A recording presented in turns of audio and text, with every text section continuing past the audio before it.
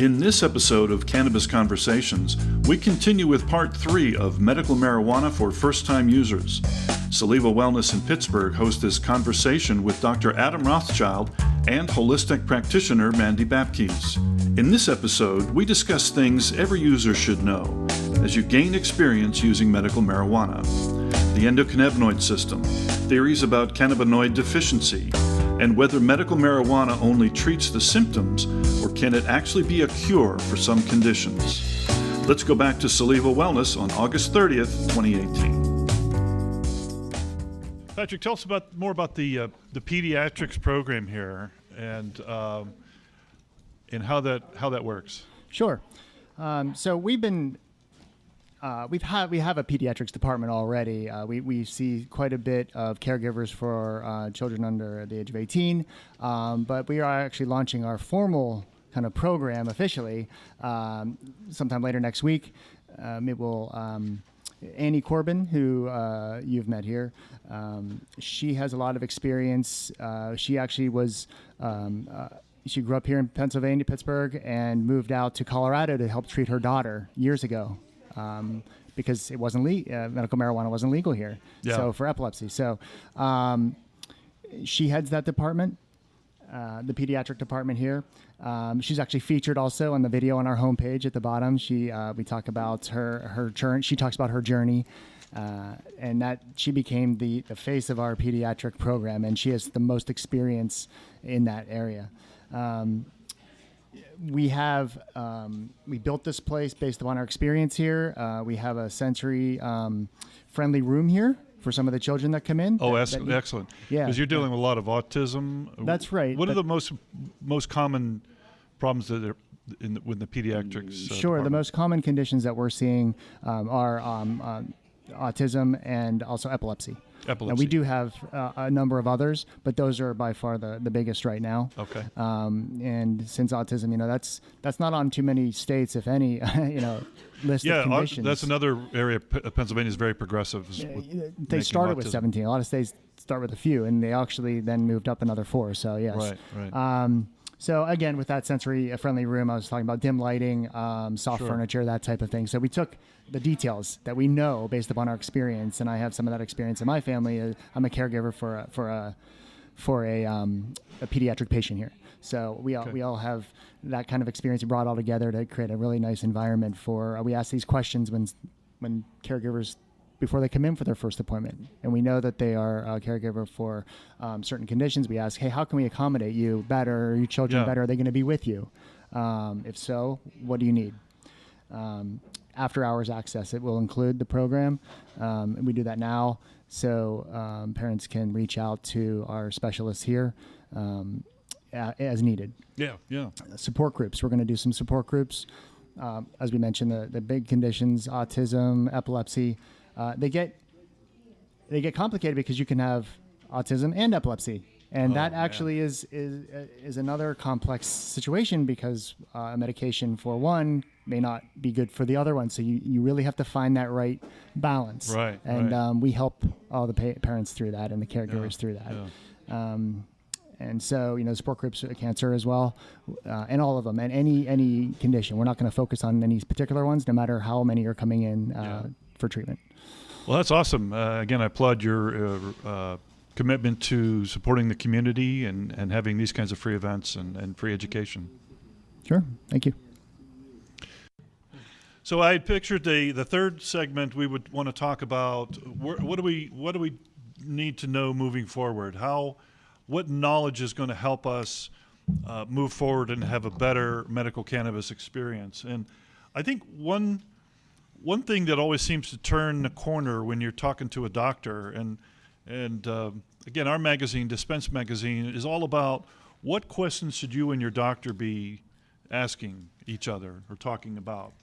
And one of the questions I love to ask doctors is, what do you know about the endocannabinoid system? And the very first time I asked a doctor, this guy was very well respected, very well paid, educator. He was paid as a consultant. He was paid to stand trials and give evidentiary hearings and things. And I asked him that question. What do you know about the endocannabinoid system? This is my first cannabis event that I went to. His face turned white as a sheet.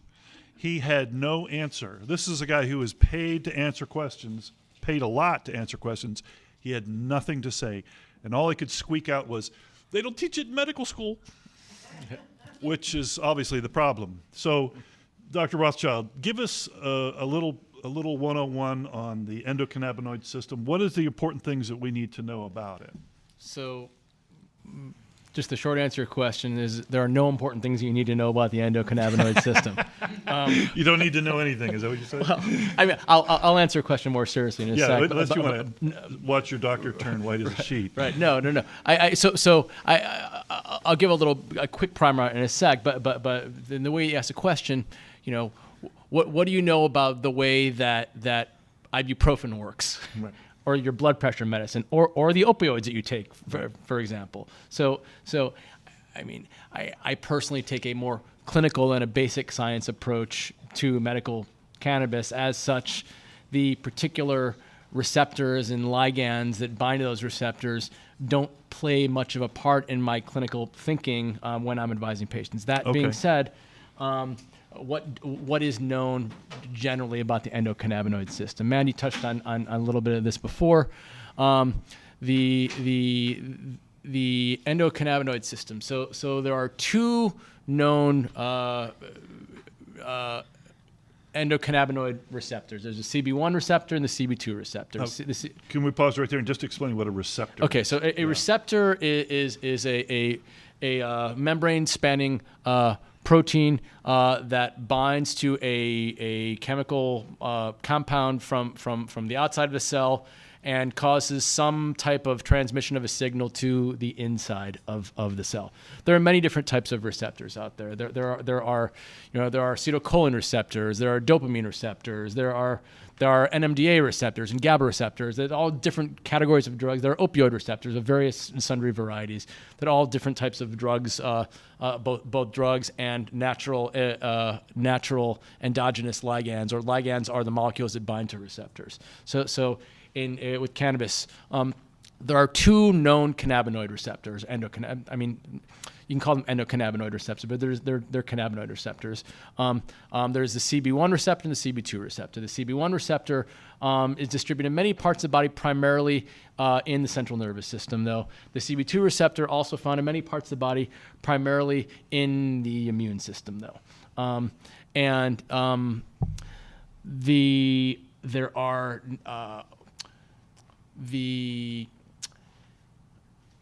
how do I put this?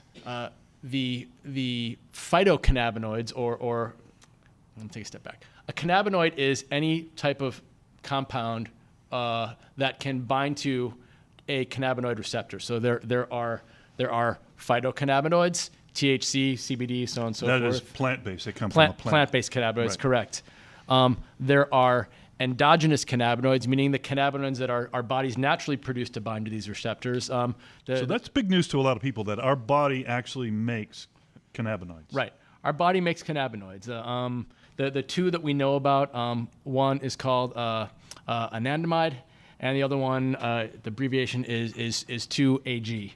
Don't ask me to say the whole word because I will get it wrong.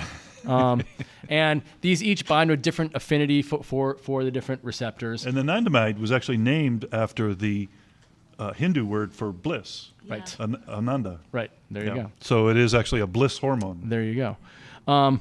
What is interesting about the cannabinoid receptors is that it is a retrograde receptor. So basically, it leads to retrograde. What's the word I'm looking for? Activation of the receptor. So with normally when you think of neurotransmitter receptors, you think of the axon of one neuron ending on the dendrites of another neuron, and the signal gets transmitted from. It goes to the end of the axon. It releases a neurotransmitter into the synapse. It binds the receptor on the dendrites of the downstream neuron.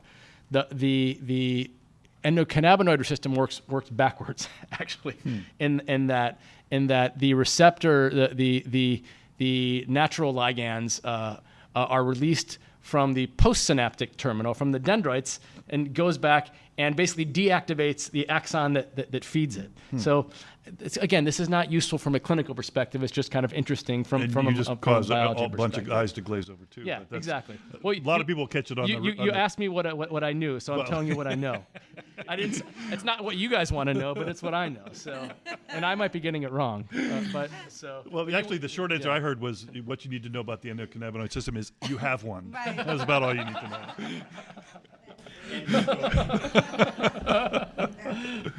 But the cannabinoids, cannabis, can impact the system overall, like systemically overall. So the two receptors, one is brain, CB1 is brain, spine, pain receptors, and CB2 is more immune. So like autoimmune diseases, inflammatory response. So it's just the idea that cannabis can impact this. And just for the sake of trivia, one of the receptors binds more to the CBD and one binds more to the THC. Is that right? Well, so CBD. Go So, closer. oh, that's right. Sorry. Sometimes I think I talk too loud already.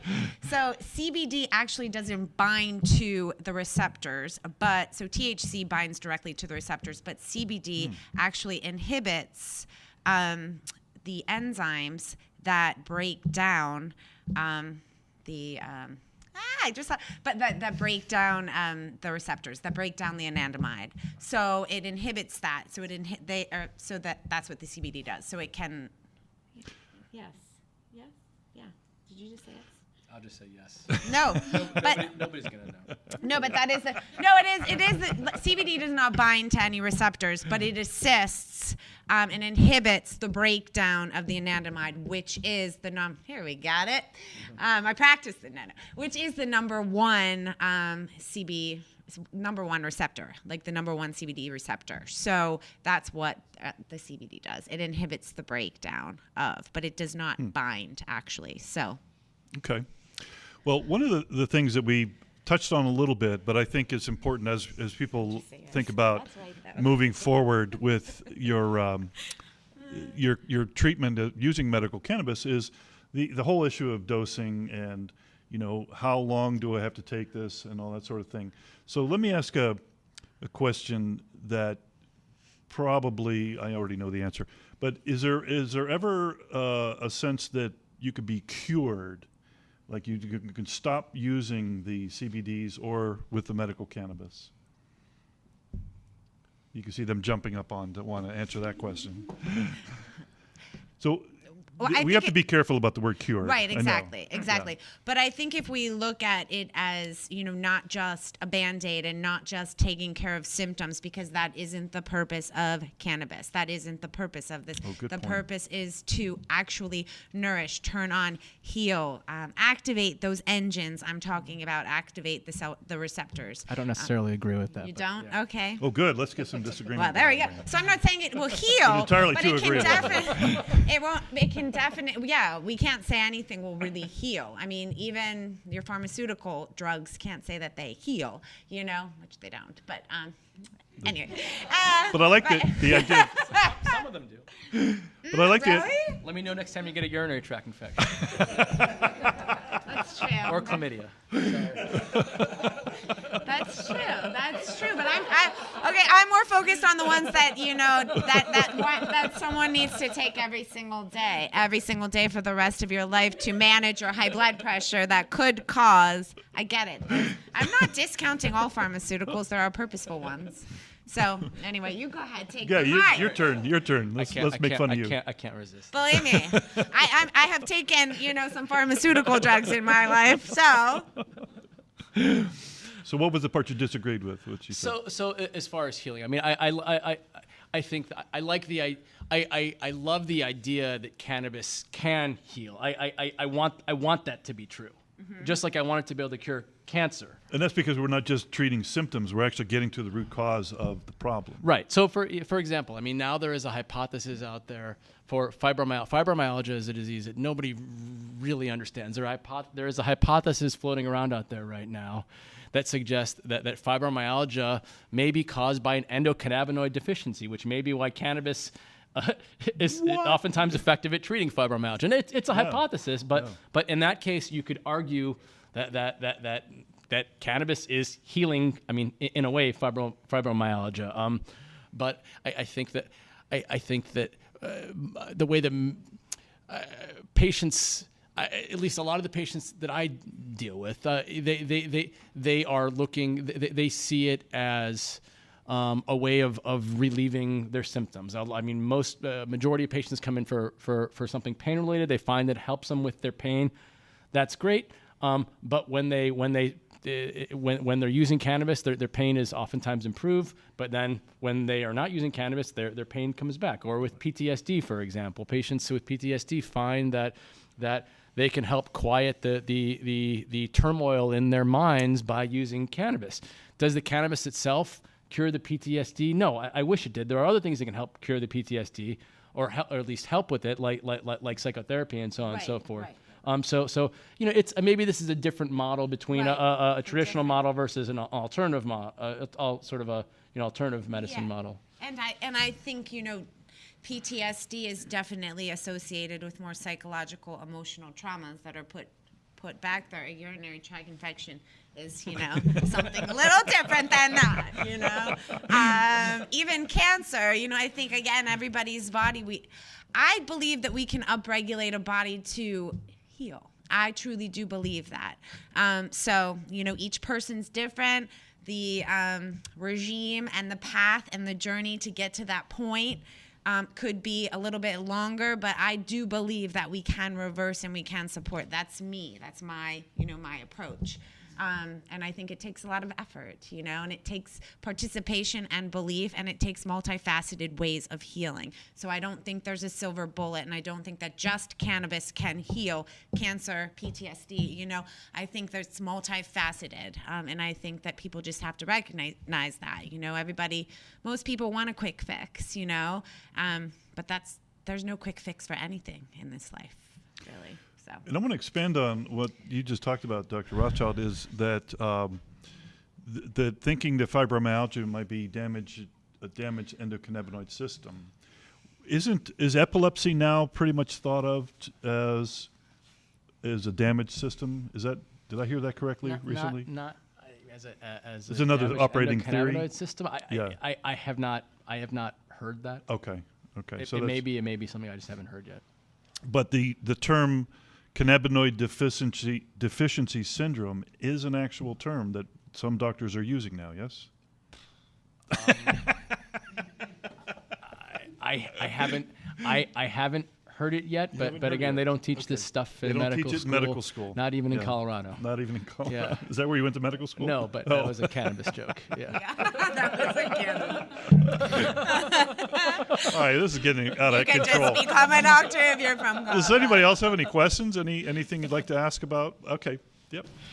Yeah. So in terms of you're both have this understanding that cannabis can help. Completely cure is a different conversation, but can help and can, especially with the symptoms of many major disease states. There's a handful approved in Pennsylvania that they can get cannabis for. Now, I have heard about and I've read a little bit about patients ditching their pharmaceuticals for cannabis, and I've read that opiates are a good or are one of the more likely that medications that patients can reduce their use of in favor of cannabis. They both seem to help with pain in a very similar way, so one might be interchangeable for the other. Now, I've also heard about patients ditching a lot of other medication for cannabis, things like, I don't know, and I can't speak for any patient, but I'm seeing that there's a growing population of patients who want to ditch all of their prescription medications, anything that they might find synthetic or questionable, they don't really know why they're taking, or it might, just make them feel bad. It might have some bad side effects, so they'd like to take something like medical marijuana that makes them, generally feel good. What would you have you seen this with your patients? Have you seen them really wanting to get away from all their prescription medications? And what might you recommend that patients could ditch in favor of cannabis, or might want to keep taking, rather not ditch in favor of cannabis? Good. Absolutely. So I have this conversation multiple times a week with patients I see for medical cannabis. The most common class of drugs that patients are looking to get off of is definitely opioids. A lot of them will come in still using opioids. They will say, "I hate them," and my plan is to wean myself off of the opioids to get into just using cannabis for pain. A lot of patients are successful with that. I see it a lot with benzodiazepines, drugs like Valium, Xanax, Klonopin. A lot of patients don't like the way that those drugs make them feel. They don't like the dependence and addiction potential in there. Surprisingly, starting to see it with seizure drugs also. This is especially in patients who have been seizure-free for a long time, where it may even be questionable whether they even need to be on an anti-seizure medication anymore. But this also happens to other patients, sometimes very young patients, where the parents are saying, "I don't like what all of these drugs are doing to my child, and I would rather them use cannabis." So this is very common, actually, oftentimes to significant effect. Keep in mind, there are some drugs that you won't be able to use cannabis to replace. If you are taking Synthroid, for example, cannabis will not replace your Synthroid. But it's common, and I think it's a very reasonable approach. How is it on UTI symptoms? Not great. But it will help with the inflammation. You'll be a lot happier. Was there another question back here? No? Okay. Let's talk about some of the different conditions and the science and what you see as showing real promise. Maybe have a little lack of science right now, but something that's some diseases or conditions that are showing great promise to be helped by medical cannabis. Wait, so Either one? Yeah. Disease, Where are you seeing the research or the science moving towards with new? I mean, we're hearing a little bit about cancer, and like you said, you hope it would do that, or I've heard that it actually removes the plaque that causes Alzheimer's. Do you know anything about that? I saw something about that a week or two ago. Okay. I don't know much about it. I think that obviously right now for seizure disorder, especially with the approval of Epidiolex, that was a big deal in the country. Yeah. I think that looking at some of the less known cannabinoids for weight loss is probably going to be a big thing. Oh, that'll be really coming in the future. Yeah. I mean, there's research for diabetes, blood pressure. There is research and there are studies that show benefits. I mean, there are studies that show that it can shrink cancer cells and it can inhibit oxidation, and it has antioxidation properties. So therefore, it can prevent or inhibit free radicals, which attack cells, which mutate cells, which then infect cells and allow cells to turn into cancer or turn into infections. So, there's a lot of studies on humans and rats and, all of that. But there's There's a lot of talk in the alternative healing world right now that, I guess on all types of medicine, that inflammation is really the core problem. And inflammation manifests as, if your heart's inflamed, you have heart disease. If your liver's inflamed, you have liver disease. If it's your pancreas, and you have diabetes. So inflammation is kind of the core to all that ails you. Mm-hmm. And here we have this plant, which is really an anti-inflammatory. Isn't that like one of the most key things about it? Yes. Yeah. Yes. That's all I need. You don't have to answer anymore. No, I like to use, yes. I like to, I look at it as even when we get a cold or we have a stuffy nose, or, we, like, mucus it's an inflammatory, we are a lot of goo and mucus. And so and lymph, lymph is our immune system. If our lymph isn't flowing, it becomes stagnant. It's like sticky. It's like a glue trap, or it's like a fly trap. And that allows lack of oxygen to our tissues and to our organs and our glands, and that creates inflammation. If we don't have motility and blood and lymph and energy, really, as well, flowing, we don't have oxygen flowing. Nothing can get in, and nothing can get out. Okay, we have a question here, an observation. I thank you for this. Thank you as well. And the one thing many things I got out of here, but the one thing I got was, how do you know if marijuana is helping you? Yes. Oh, How do you know if an aspirin is helping you? I like that. And that was Yeah. a good connection. And how do I know whenever I don't need marijuana? Well, it's like the aspirin. If you don't have the headache, you don't take the aspirin. Right. And so I'm learning a lot about this connection. And I really just wanted to make that comment. Thank you. Oh, thank you. Thank you. Well, I think that's probably going to do it for us since our brain cells have now thoroughly infested. Sometimes by the end of the day, no. So I want to thank, again, I want to thank Solevo or Solevo Wellness, whatever you're calling yourself this week.